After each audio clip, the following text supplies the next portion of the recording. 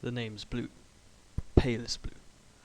Hi guys. Got a team deathmatch on Afghan today, and I want to talk about the beauty of the 3-5-7 kill streak setup. These kill streaks being UAV, the Predator, and the Harrier. You'll see I'm using them in this game. Let's do this. Before I get into that though, as usual I have a little bit of housekeeping to do. I have promised a few more game battles matches recently, but a few kind of problems within the team, not like personal problems, but one of our players has had problems with his internet connection. He's just gone back to school. He's quite busy with all that stuff, so we're not able to play 3v3s at the moment, or any 4v4s, which is a bit disappointing, but it's it's unavoidable. It's alright. So my friend Liam and I, we're probably gonna do some doubles matches tomorrow, and I'll hopefully try to get some of those up for you, because they are probably a bit more interesting than your average public match. I mean, this is pretty standard stuff, but yeah. So we're probably gonna look to do some scrims. We're also gonna look to take part in some pickup scrims. And if you guys are not aware what those are, that's basically where you get kind of. Oh yeah, guys, watch me get wrecked here. This owned by the secondary. Watch it. Oh, what a beast. So we're going to do some pickup scrims. If you're not aware what they are, it's where you have sort of 8 people who don't really know each other or don't really play much, but they're all kind of people who are up for playing some sort of competitive game battles, rules, on Modern Warfare 2, and you sort of all just randomly team up. You see how it goes, really. You might assign roles within the team, like you might have a couple of guys who are slaying, getting the kills, a couple of guys who are running objective, or maybe one running objective, one support. But anyway, those are quite interesting things, and that's what I'm also going to try to look to do the next few days, just keep myself occupied. So I'm hoping to get some of that gameplay up as well if any presents itself. The last couple of days I've been playing mainly public matches. Been getting some consistently nice scores. I haven't got any real gobsmacking scores, but I've been able to get consistently good ones at least. Playing free-for-all yesterday, and I had 4. I think I had 4 out of probably about 10 or 11 matches. I had, I think, like 4 30 for 3s, which is a bit of a shame because it's not quite. I really hate the way that score is seen as being one of the major determining factors as to a game's going up, but I try to banish that, and I'm really now just looking to put up gameplays where I play well. I've a bit of a bad start at the beginning here, but I claw it back, and that's partly due to my kill streak setup. So yeah, I mean, first I'm going to talk about the power of UAV. In fact, if it might not seem it to you guys who perhaps haven't played Call of Duty 4, where UAV was dominant, but UAV is, ask most players, and UAV is one of the most powerful kill streaks.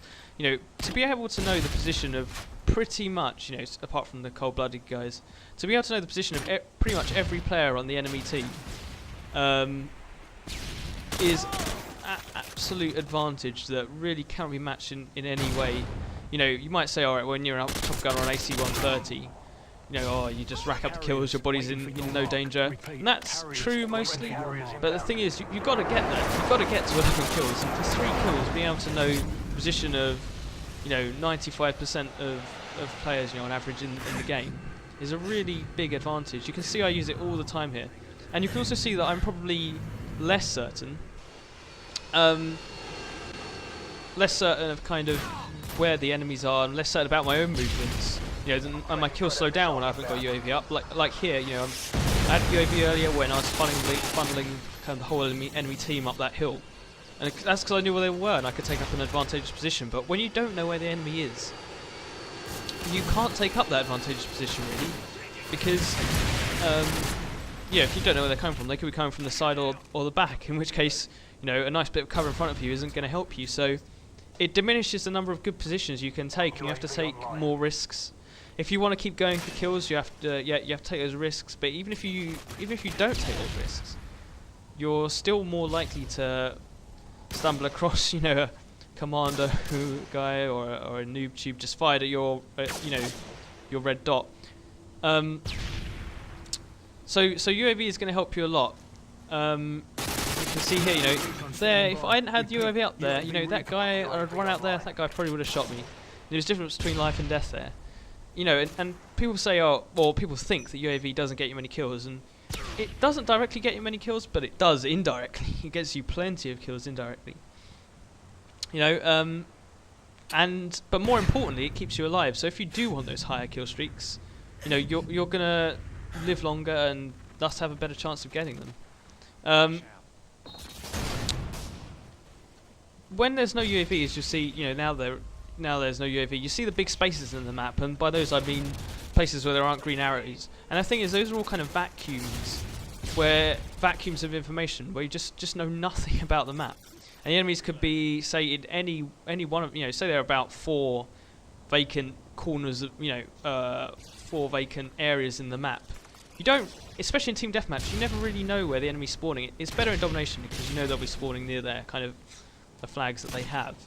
But in team deathmatch, you really have no idea where they're spawning without that UAV. The best way to back yourself when you don't have UAV is to use cover. I've spoken about this quite a lot before, so I'm not going to expand on it too much. But use cover. Try to limit the number of sides on which you can be shot. Try just to make every gunfight a head-on one, or one where you're at least shooting them in the back. And they're not coming at you from the side or from behind. And use cover if you've not got UAV. That's the only advice I can give. But even then, you're not going to be able to do everything all the time. Quickly want to talk about predators now. The power of predator is indisputable. You have not only the power to get 2-3 kills often, but you have the power, and it's the greatest power, to pick really which player you want to kill. If there's a guy, especially in free for all, if there's a guy who's racking up a lot of kills on the other side of the map to you, and you pick up a predator, you can just take that guy out and stop him getting his kill streaks, and that can be the difference between winning and losing a game. That one predator missile gives you that element of selectivity and that kind of consistency that most other kill streaks suffer from. It can't be shot down. It's almost always a free kill, 2 or 3 kills. It can almost take you to a pavlo, straight to a pavlo sometimes. And finally I want to talk about the power of the Harrier. This isn't as powerful as the other two, really, in a way, I don't think. But the problem with going with 3, 5, 9 is that you've got a big gap of 4 kills between 5 and 9, and that's hard to fill consistently, especially without any UAV support. So the Harrier somehow fills out nicely, and you get a very nice airstrike with that, which is responsible for a lot of kills.